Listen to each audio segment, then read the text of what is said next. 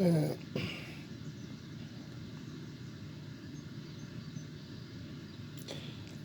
j'ai quelque chose d'important à dire, puis j'espère que ça va être bien perçu. Dans le nouveau monde que j'envisage, on est tous libres à 100%.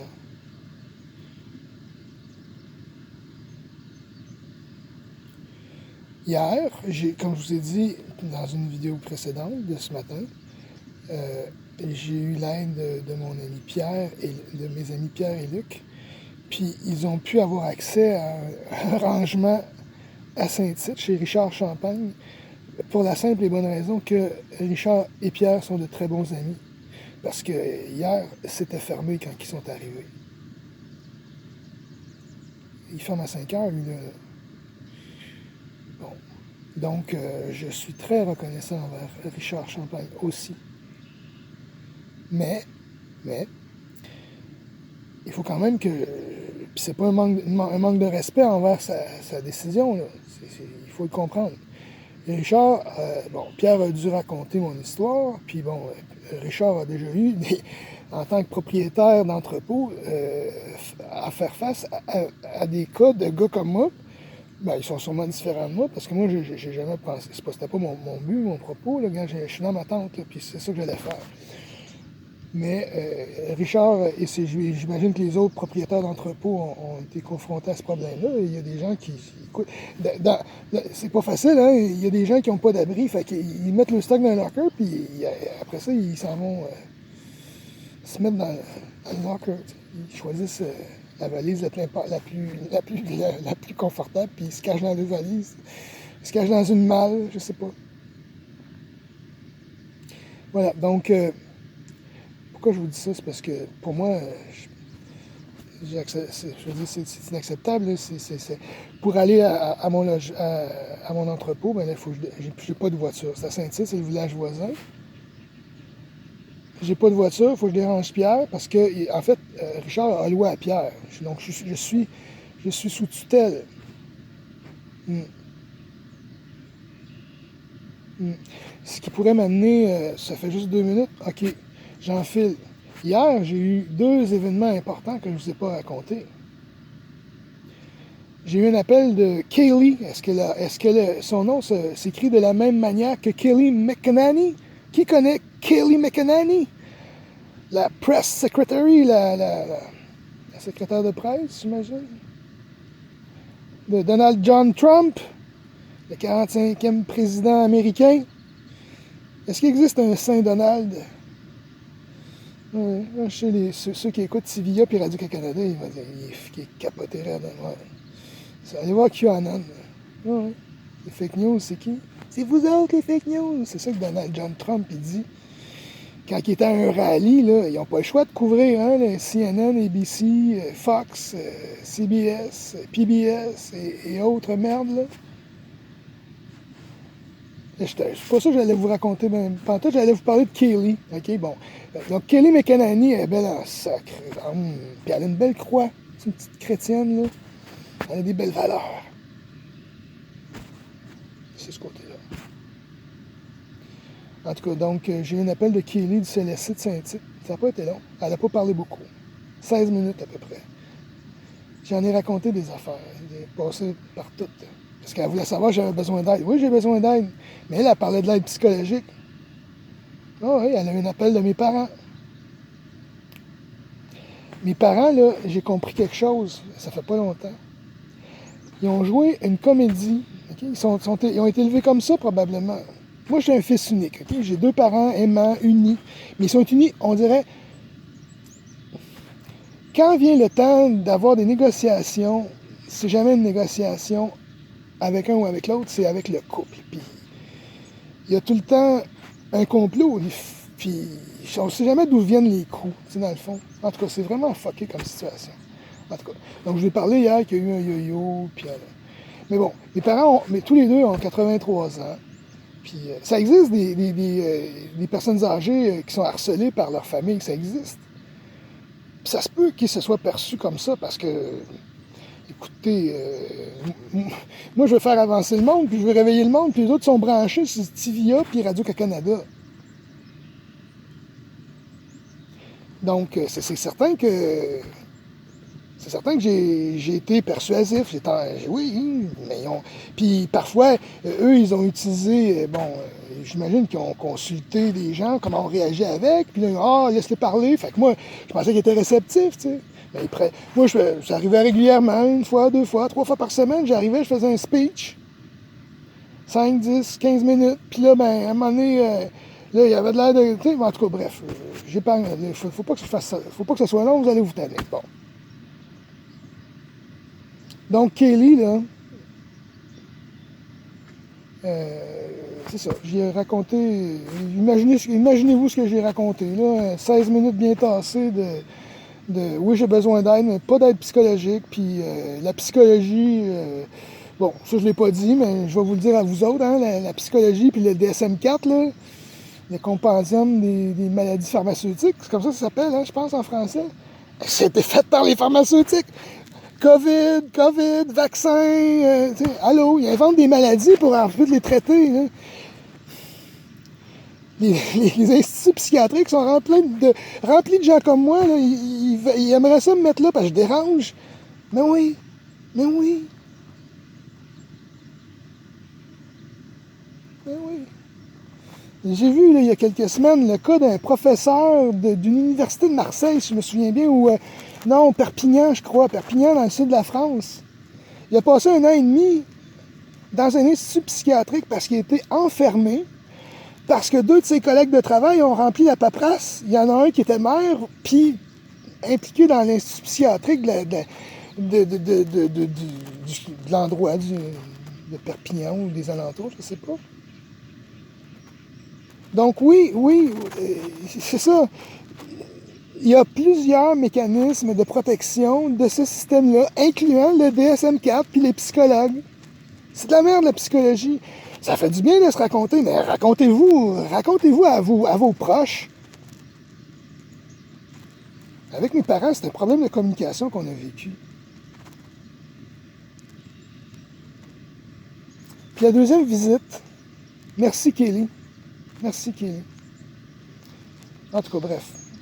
J'ai raconté, vous devinez ce que j'ai raconté. J'ai dit que, v'là 10 ans, je pesais 105 livres de plus.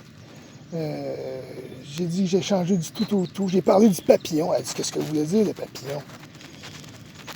C'est ça. Quand la chrysalide, là, le cocon, la chrysalide, la chenille, etc., là, le papillon, il ne revient pas en arrière. Là.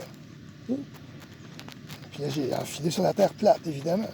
J'avais déjà parlé, mais vous savez,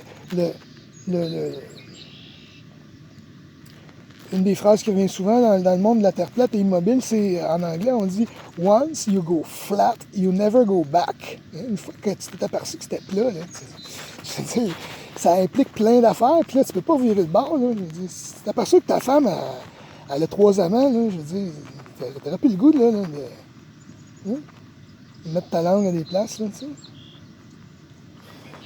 Ouais, c'est ça. Donc, deuxième appel. Mon ami, Marie-Ève Lefrançois de la Sûreté du Québec de Saint-Tite.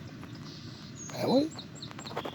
Parce que mon père, hier, un moment donné, là, écoute, hier, là, quand il y a un 10 minutes intense, là. Écoute, il fait partie de ceux qui veulent m'envoyer à l'hôpital, là.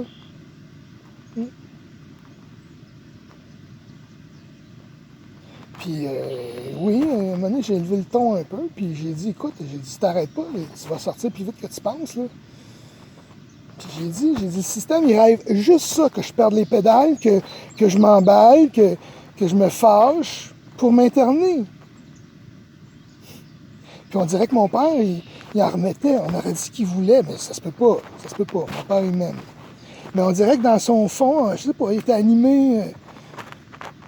je sais pas, d'un schème, d'un mécanisme qui avait pour effet de m'envoyer littéralement berserk, là. Je me suis retenu, là, et je suis fort. Très fort.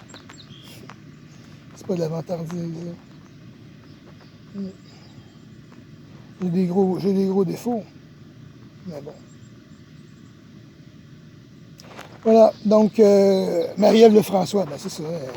Elle est venue contrôler que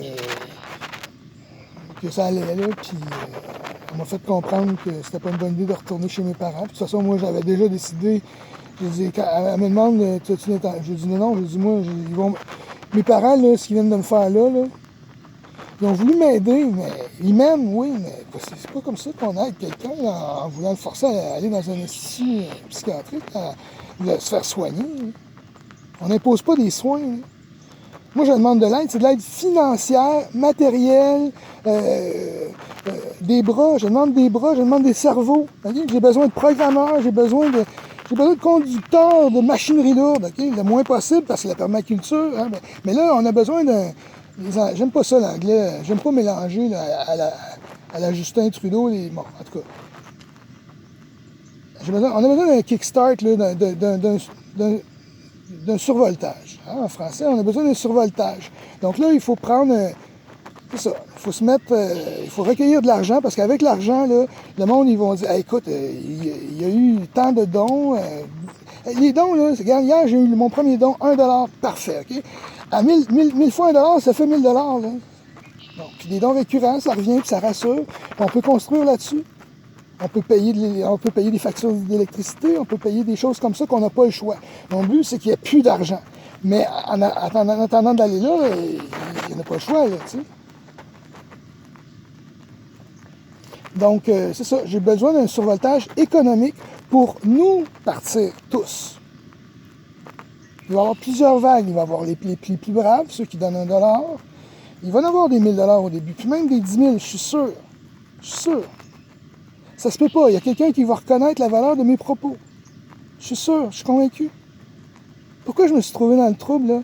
C'est parce que j'ai eu de la difficulté à planifier, mais c'est parce que je voulais vraiment le mettre à ce document-là, OK? Puis j'ai mis ce document-là en ligne, je pense que c'était le 29 ou le 28. Puis là, il était plus que temps que je m'occupe de mon déménagement. Puis là, ben, j'ai manqué de temps. Puis, en tout cas, je suis pas fou. Je suis éliminé dans le bon sens. Puis je veux partager cette lumière-là avec vous, la bonne lumière. Okay? Rappelez-vous, Lucifer, hein? Ça veut dire le porteur de lumière. Je ne suis pas luciférien, au contraire. Mais il n'y a pas qu'une lumière. Il faut savoir distinguer la lumière. Moi, je vous propose une bonne lumière. La lumière de Dieu. Je ne suis pas religieux, là. Je suis spirituel. L'anathéisme. Anathéisme.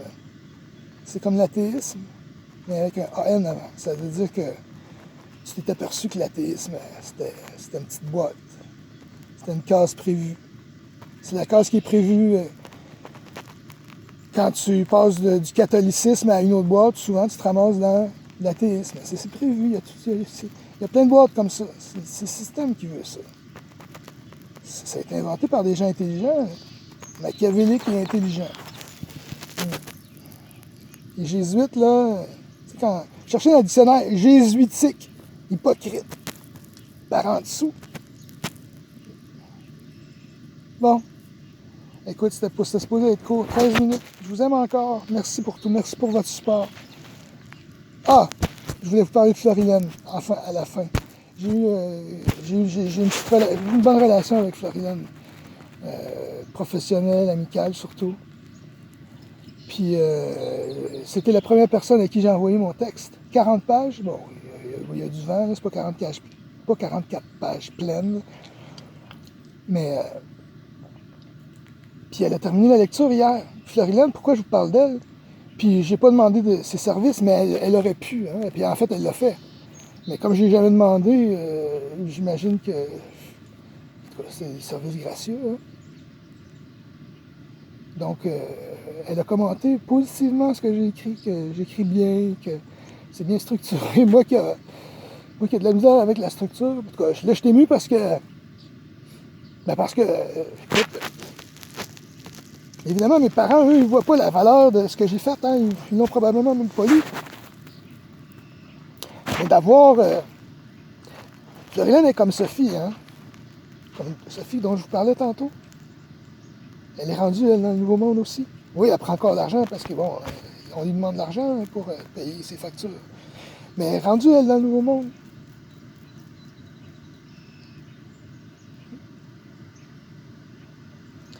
Donc, merci la vie. Merci la vie, merci Florilène. Merci pour ces bons mots parce que, comme j'allais dire, la vie de Florilène, comme c'est une professionnelle, elle est auteure. Elle a écrit quelques recueils de poésie. Elle traduit, elle est réviseur littéraire. Là. C'est une belle... Elle a plusieurs cordes à son arc. C'est une harpe. Merci Florilène. Merci tout le monde.